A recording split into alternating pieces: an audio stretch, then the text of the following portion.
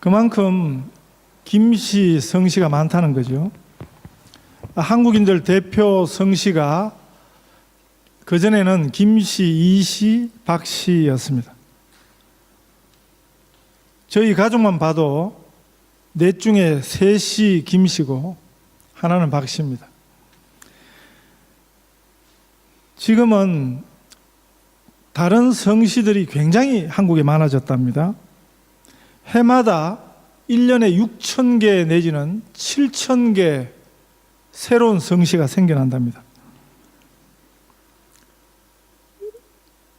그만큼 이제 외국인들이 한국 가서 자리 잡고 사는 그런 경우가 많다는 이야기죠. 한국에서 그 전체 성씨는 2000년도 기준으로 728개였습니다. 그런데 2015년에는 5,582개가 되었습니다. 7.7배가 늘었습니다. 그리고 또 한 해가 지났으니까 더 아마 10,000개가 넘을 거예요. 전체 그 2015년도 기준으로 5,582개 성씨 중에서 한자가 없는 성씨, 그 말은 뭡니까? 외국인들이 가서 귀화해서 새로 얻은 성씨니까 한자가 없는 거죠.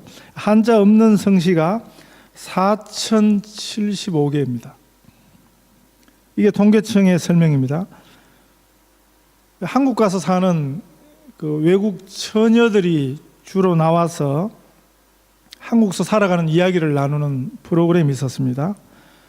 호주서 간 처녀도 있었고, 뉴질랜드 처녀도 있었고, 뭐 미국 처녀, 영국 처녀, 중국, 일본, 프랑스, 독일, 이태리, 심지어는 아프리카, 가나에서 간 처녀도 있었는데, 그 처녀들에게 이런 질문을 했습니다. 만약 한국서 결혼해서 아이를 낳고 산다면 자기 아이에게는 시키지 않을 일이 뭔가, 이렇게 물어봤습니다.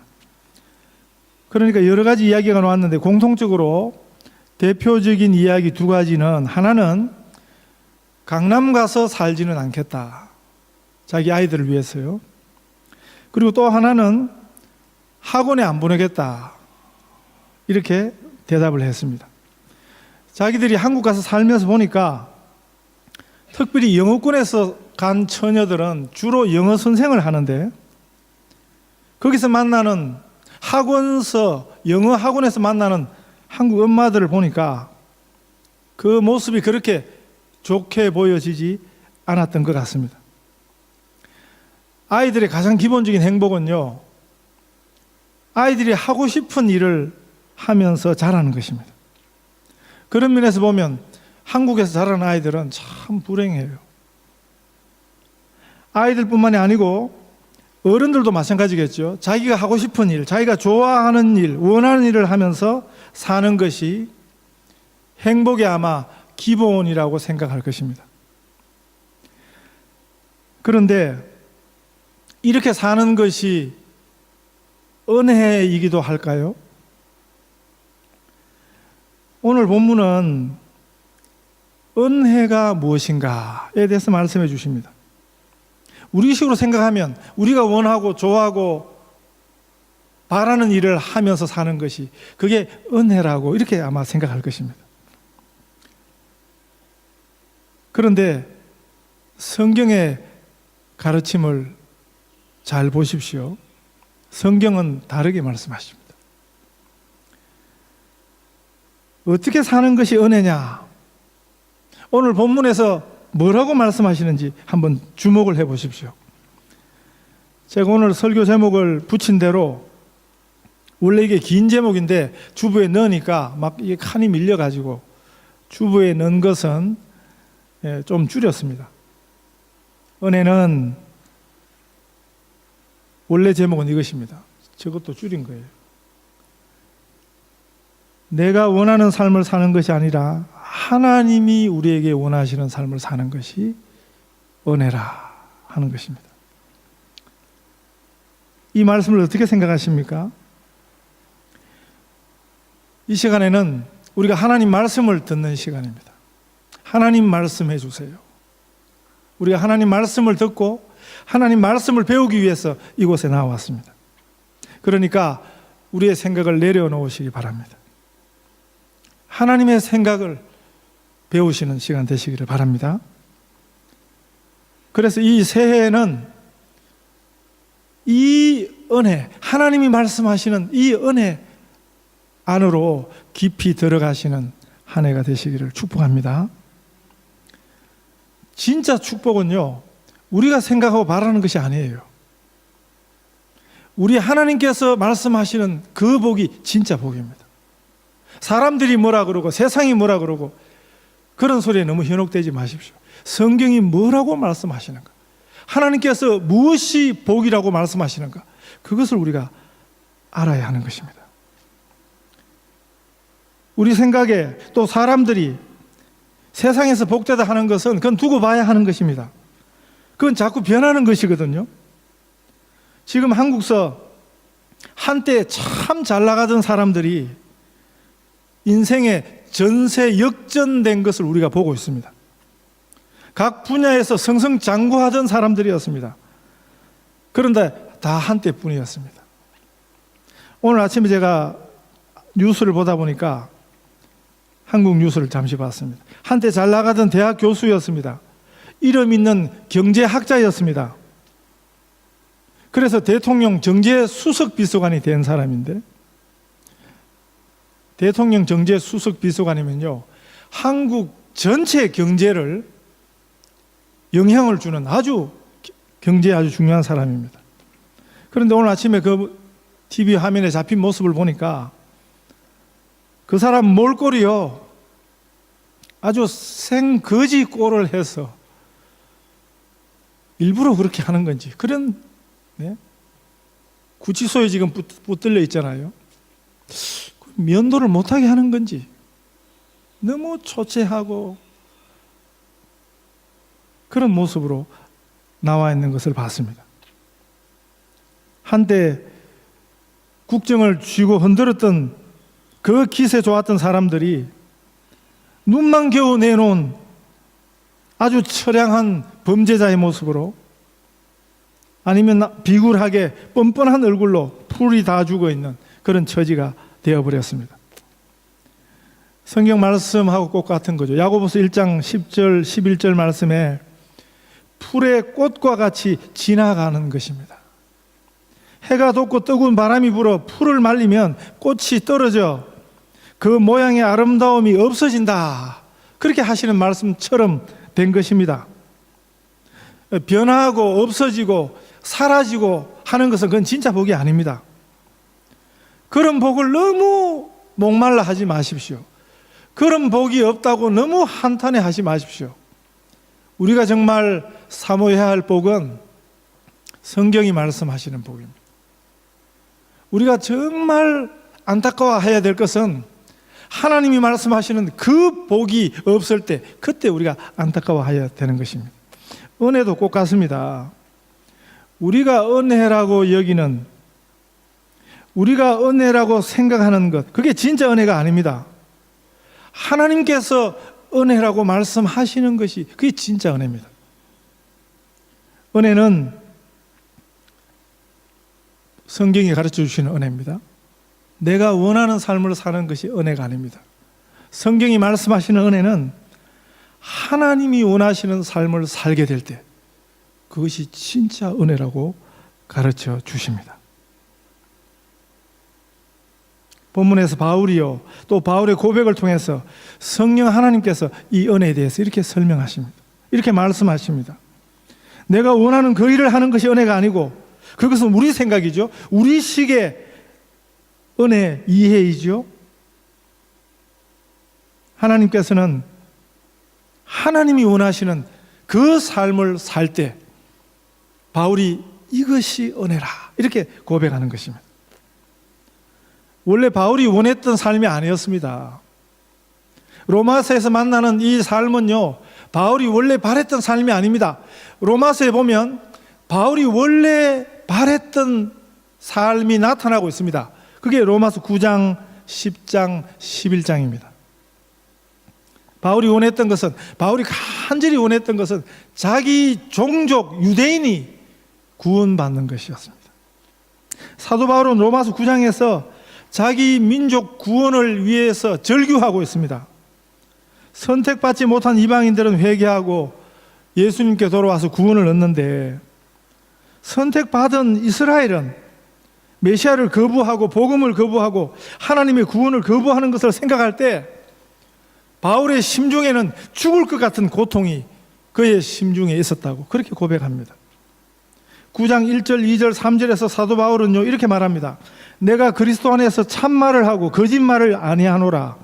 나에게 큰 근심이 있는 것과 마음에 그치지 않는 고통이 있는 것을 내 양심이 성령 안에서 나와 더불어 증거하노니, 나의 형제 곧 고륙의 친척을 위하여 내 자신이 저주를 받아 그리스도에게서 끊어질지라도 원하는 바로다.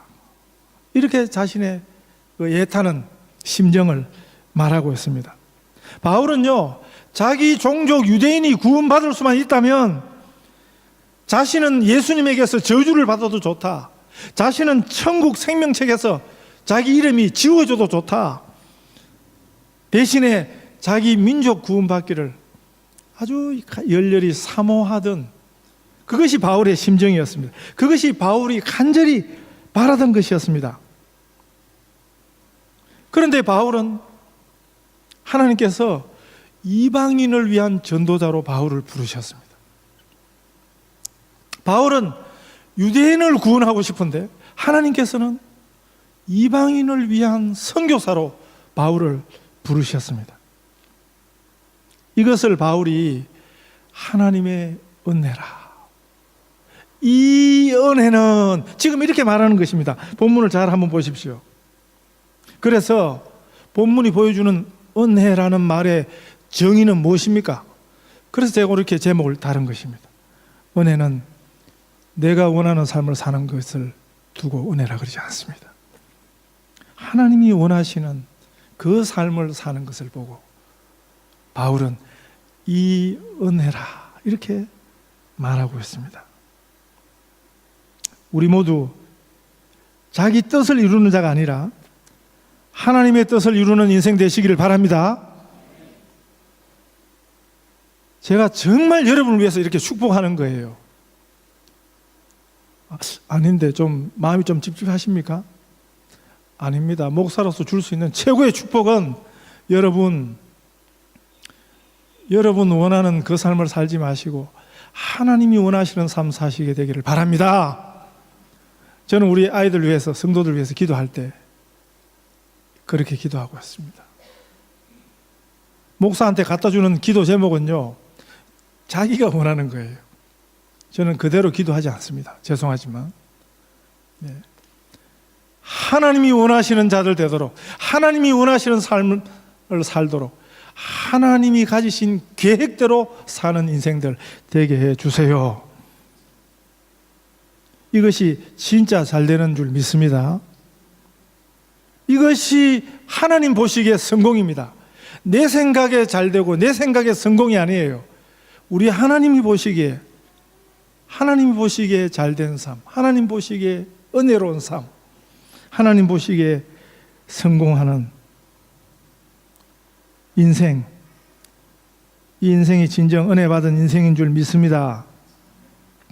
하나님께서는 이방인을 위한 사도로 바울을 부르셨습니다. 바울이 이것이 은혜라 이렇게 말합니다. 이게 성경적 은혜지요. 16절에 보면 이렇게 고백합니다. 이 은혜는 곧 나로 이방인을 위하여 그리스도 예수의 일꾼이 되어 하나님의 복음의 제사장 직분을 하게 하사 이방인을 제물로 드리는 것이 성령 안에서 거룩하게 되어 받으실 만하게 하려 하심이라.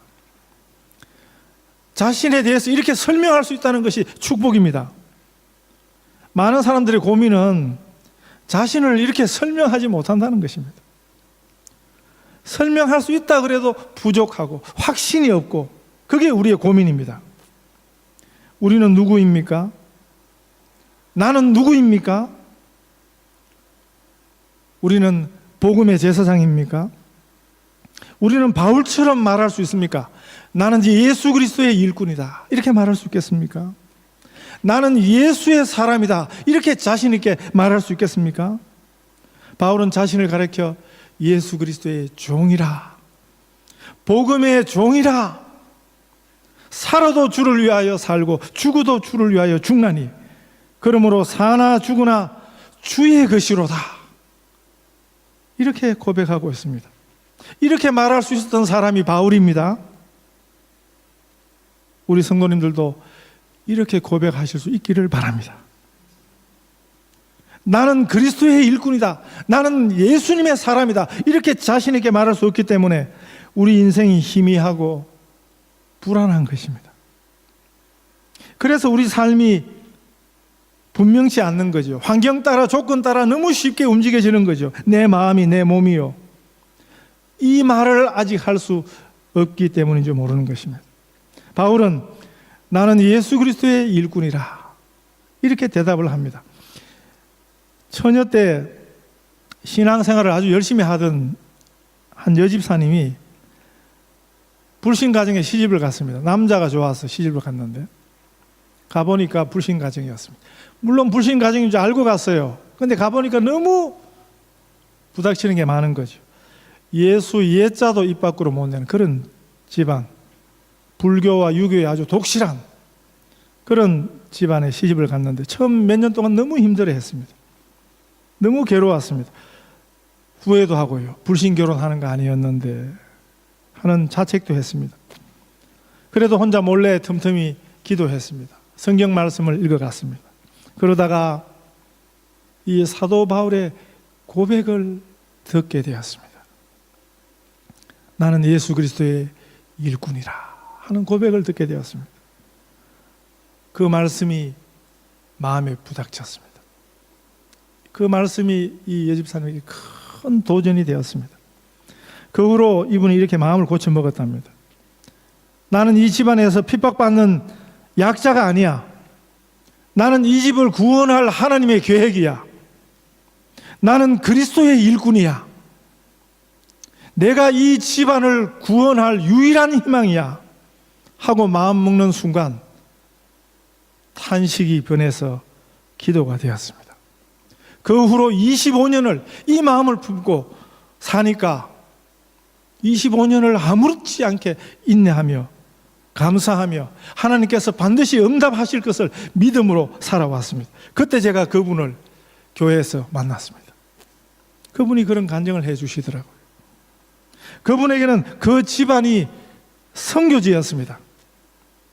그분은 그리스도의 일꾼이었습니다.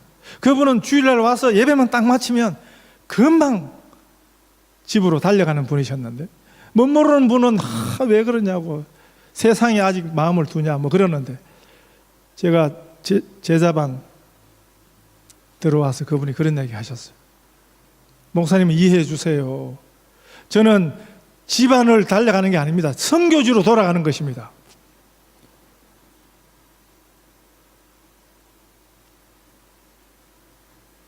그분은 그리스도의 일꾼이었습니다.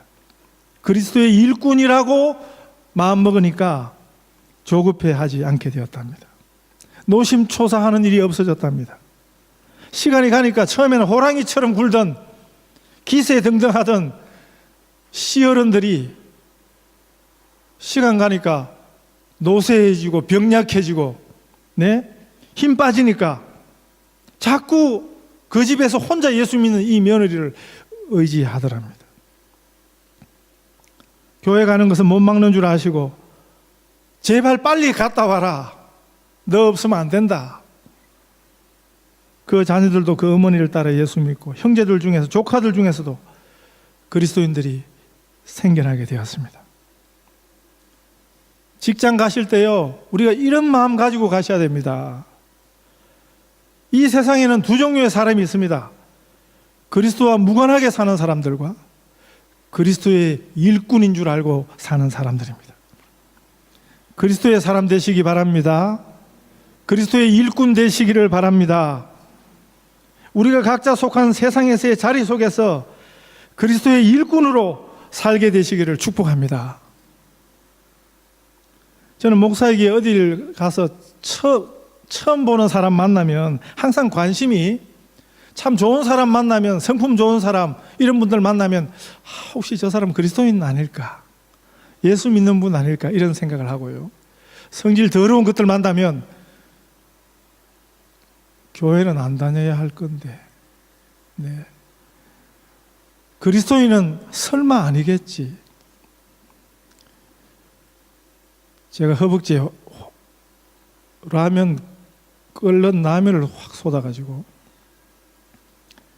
화상병동을 몇 주 다녔습니다. GP가 화상병동을 소개해주면서 편지를 써주면서 예약 전화를 해도 거기 전화를 잘 안 받는다. 그러면 그냥 직접 가라. 이렇게 이야기를 해주셨어요. 그래서 직접 갔더니 그 병동 창구 윈도우에 뭐라고 써놨냐 하면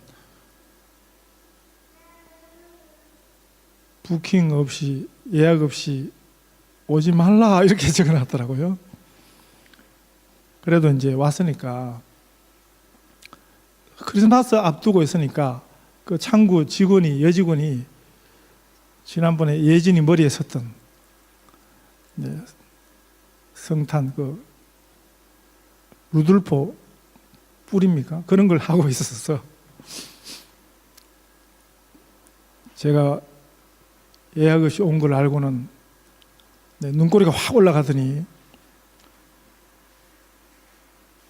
얼마나 사납게 굴던지요. 속마음은 확 욕하고 그냥 돌아오려고 하다가 설마 그리스도인은 아니겠지, 그런 생각을 했습니다. 근데 안에 1시간 기다렸다가 안에 들어가니까 참 좋은 간호사를 만났습니다. 똑같이 머리에 그걸 썼습니다. 메리 크리스마스 인사도 하고 너무 친절하게. 예.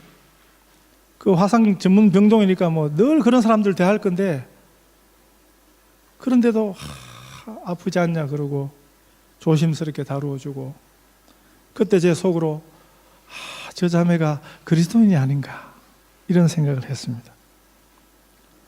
교회 안에서만이 아니고요, 세상 속 곳곳에 그리스도의 일꾼이 필요한 것입니다. 우리가 원하는 그 삶이 아니라 우리 하나님이 원하시는 그 삶을 사실 수 있으시기를 바랍니다. 바울은 자신을 복음의 도구로 사용해서 이방인을 구원하려고 하시는 하나님 아버지의 심정을 알게 되었습니다. 하나님 주시는 이 마음이 있을 때 흔들리지 않습니다. 환경이 사람을 만드는 것이 아니고 사람이 환경을 지배하고 만드는 것입니다. 좋은 환경 쫓아다니고 좋은 조건 쫓아다니면 행복할 것 같지요? 그렇지 않습니다. 그 환경이 달라지면 좋았던 일이 금방 변하는 것입니다. 인간은 그런 존재가 아닙니다. 처음부터 그렇게 지음받지 않았습니다. 우리 인간은 하나님의 형상 따라 지음받았습니다. 하나님의 속성이 우리에게 있다고요. 하나님의 열심이 우리에게 있다고요. 우리를 향해 원하시는 하나님의 뜻이, 하나님의 바람이 우리에게 있다고요. 그래서 우리 행복 조건이 처음부터 다른 것입니다. 우리의 하나님이 내게 주시는 그 확신이 우리에게 필요한 것입니다. 이것이 은혜입니다. 바울은 자신을 가리켜서 나는 이방인을 위해서 하나님이 특별하게 세워주신 그리스도의 일꾼이라고, 하나님의 복음의 제사장이라고 그렇게 확신했습니다. 우리 모두에게 이런 믿음의 고백이 있으시기를 바랍니다. 종교개혁자들이 직업 소명이라 그랬습니다. 하나님이 내게 주신 일이라는 소명이 필요한 것입니다.